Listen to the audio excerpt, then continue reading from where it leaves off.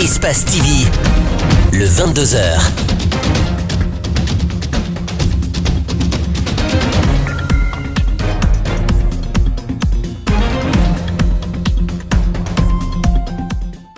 Merci d'être avec nous, bonsoir et bienvenue dans cette édition. À la une, Thibaut Camara face à la presse, c'était ce lundi pour faire le bilan de son département depuis 2011. Le ministre de l'Industrie et des PME a fait un état des lieux par rapport aux unités industrielles existantes et celles en voie de construction.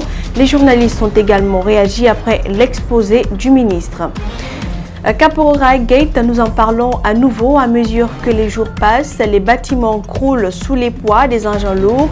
Ce lundi encore, de nouvelles démolitions ont eu lieu. Il y avait de la tension sur les lieux. C'est notre grand format du jour. Conférence de presse hebdomadaire des ministres pour rendre compte de leur gestion. Le ministre de l'Industrie et des PME faisait son grand oral ce lundi. Thibaut Camara a abordé plusieurs sujets pour faire le bilan de son secteur de 2011 à nos jours. Mariam Fodé Camara et Yacouba Traoré étaient de la partie. Suivez leur compte rendu. Comme il est de coutume désormais, chaque lundi, les ministres se succèdent pour défendre leur bilan devant la presse.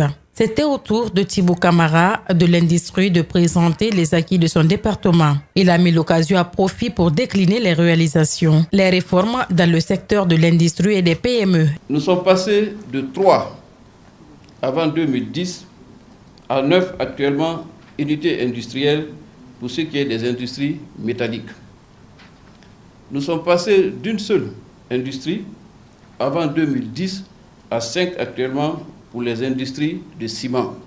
Selon le ministre Thibaut, depuis 2011, 46 industries sont opérationnelles. 16 autres sont en construction. Thibaut Camara annonce également la mise en place de plusieurs autres usines, dont celle de fabrication de cubes Maggi et de mayonnaise. Je m'en voudrais de ne pas vous parler de la raffinerie d'huile qui va être installée au Petit Bateau. Cette raffinerie, c'est une raffinerie de fractionnement aussi d'huile de palme. Cette usine qui va avoir bientôt le jour a une capacité de production de 50 tonnes par jour. Le ministre s'est également prononcé sur le cas des travailleurs de l'usine Odava Multi-Industrie d'Andobrika. Donc à ce jour, la plateforme qui a été soumise par les travailleurs a été examinée par la direction et la plupart des points ont été satisfaits.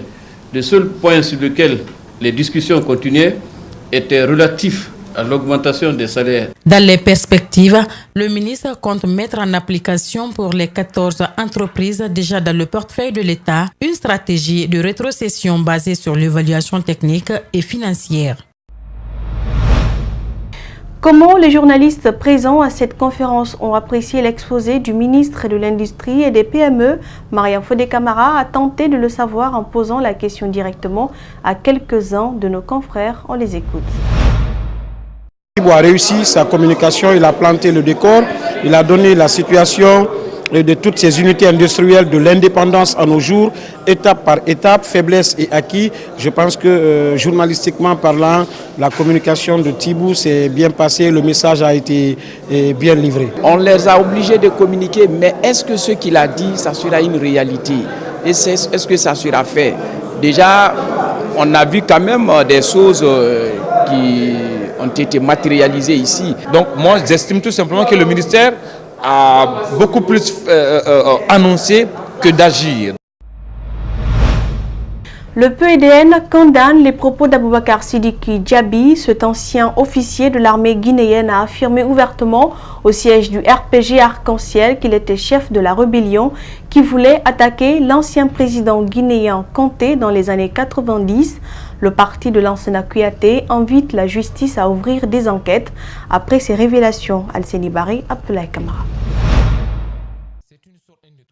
C'est une sortie médiatique qui a provoqué un tollé général sur la toile et qui suscite assez d'interrogations. Au siège du RPG Arc-en-Ciel, cet homme sur ces images amateurs est un ancien officier de l'armée guinéenne. Il adhère au parti au pouvoir à travers des propos plein de révélations sur une rébellion des années 90. En 1987, lorsqu'il y a eu le coup d'État, il y a Traoré, le 4 juin 1985, moi j'ai quitté Conakry sous les rails, à pied, j'ai marché jusqu'à Kanga. De Kanga, je me suis rendu à Bamako. C'est là-bas où j'ai lancé un appel à tous les militaires rescapés du pogrom de 1985 pour que nous mettions en place un mouvement militaire pour venir renverser le régime militaire de Lansana Conté.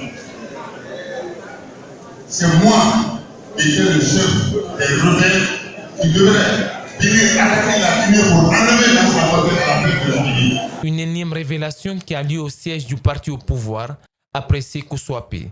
Nous sommes dans un contexte où si l'État existe dans un pays, de tels propos, les personnes doivent être interpellées, ils doivent être jugés et ils doivent subir, n'est-ce pas, les conséquences, n'est-ce pas, des actes qu'ils commettent liés à ces propos.